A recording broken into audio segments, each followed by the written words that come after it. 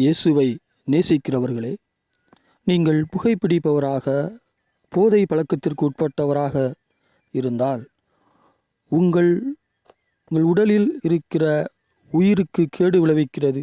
அது உங்கள் ஆயுள் நாட்களை குறைக்கிறதா இருக்கிறது.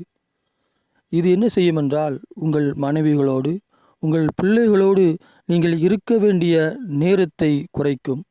இன்னும் அதிகமாக சொன்னால், உங்கள் பிள்ளைகளின் பிள்ளைகளோடு கூட நீங்கள் சந்தோஷமாக கொஞ்சி மகிழத்தக்க அந்த மகிழ்ச்சியான தருணங்களை உங்களிடத்திலிருந்து பிடுங்கி போட்டுக்கொள்ளும். அதற்கடுத்ததாக, கர்த்தர் கொடுத்த உயிர் எடுப்பதற்கு கர்த்தருக்கே உரிமை இருக்கிறது. நீங்கள் காலத்திற்கு முன்பே நீங்கள் மறிக்கும்படியாக நீங்கள் போதை பழக்கத்தில் உட்படுவீர்களானால் அது நன்மையான ஒன்றாக இருக்காது. அது கர்த்தருடைய பார்வையில் நலமானதாக இல்லை.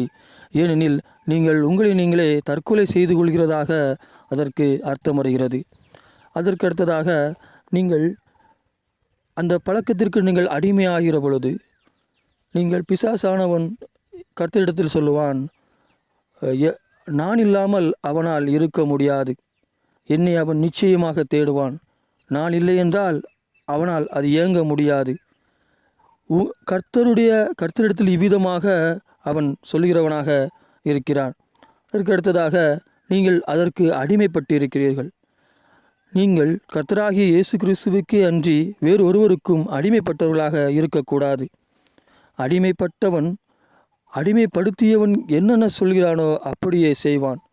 நாம் இறைவனுடைய இடத்தை போதை பழக்கங்களுக்கோ மற்ற சிற்றின்பங்களுக்கோ நாம் செலவிடக்கூடாது. நாம் அதை ஏற்றுக்கொள்ளக்கூடாது. இறைவன் ஒருவரே நமக்குரியவர். அவர் ஒருவருக்கே அடிமைப்பட்டிருக்க வேண்டும்.